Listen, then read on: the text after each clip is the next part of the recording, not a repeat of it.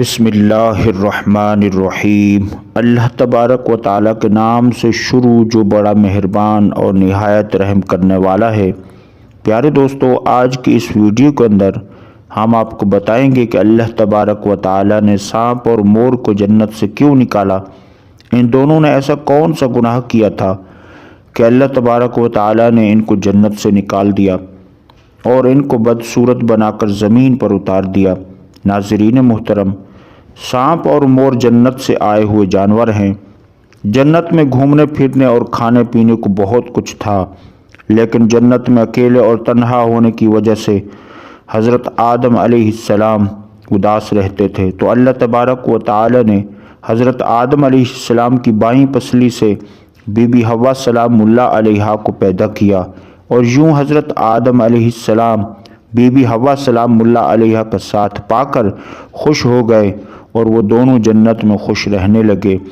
اللہ تبارک و تعالی نے ان سے ارشاد فرمایا کہ تم دونوں جنت میں جہاں جاؤ گھومو پھرو، لیکن خبردار اس درخت کے قریب نہ جانا اور نہ ہی اس کا پھل کھانا، اگر تم نے ایسا کیا تو تم ظالموں میں سے ہو جاؤ گے۔ سانپ اور مور بھی اس وقت جنت میں رہتے تھے اور وہ دونوں جنت سے باہر آیا جایا کرتے تھے۔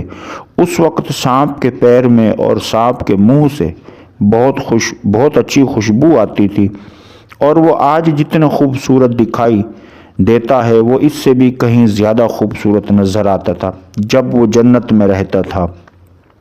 مور کے پاؤں بھی بہت زیادہ خوبصورت ہوتے تھے۔ ایک دن جب وہ دونوں جنت کے باہر آئے تو ان کی ملاقات شیطان سے ہوئی۔ شیطان نے ان دونوں سے کہا کہ مجھے بھی اپنے ساتھ جنت میں لے چلو، تو ان دونوں نے جواب میں کہا کہ ہمیں اللہ تبارک و تعالیٰ کا خوف ہے اور اس بات کا ڈر ہے کہ تمہیں اپنے ساتھ جنت میں لے جاتے ہوئے ہمیں کوئی دیکھ نہ لے، اس لیے ہم تمہیں اپنے ساتھ جنت میں نہیں لے جا سکتے۔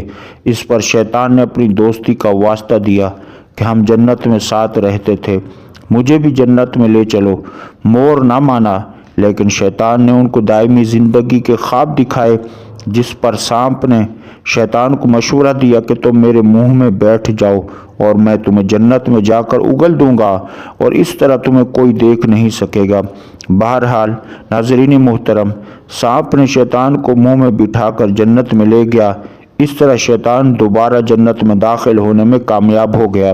شیطان نے جنت میں حضرت آدم علیہ السلام اور بی بی حوا سلام اللہ علیہا سے ملاقات ہوئی اور ان سے کہا کہ میں تمہارا خیر خواہ ہوں، تم انہیں جنت میں ابھی تک اس پھل کو کیوں نہیں کھایا؟ اس پر دونوں نے شیطان سے کہا کہ اللہ تبارک و تعالی نے ہمیں اس کے قریب ہونے اور اس کا پھل کھانے سے منع کیا ہے، اس لیے ہم نے ابھی تک اس کو نہیں کھایا اور نہ ہی کھائیں گے۔ جب حضرت آدم علیہ السلام سو گئے تو شیطان اماں حوا سلام اللہ علیہا کے پاس آیا اور انہیں بہکانے لگا کہ اللہ تبارک و تعالی نے تمہیں پھل کھانے سے اس لیے منع کیا ہے کہ کہیں وہ پھل کھانے کے بعد تم نہ مرنے والے نہ بن جاؤ اور ہمیشہ کے لیے جنت میں رہو گے۔ اماں حوا سلام اللہ علیہا نے شیطان کے بہکاوے میں آ کر اس درخت کا پھل کھا لیا۔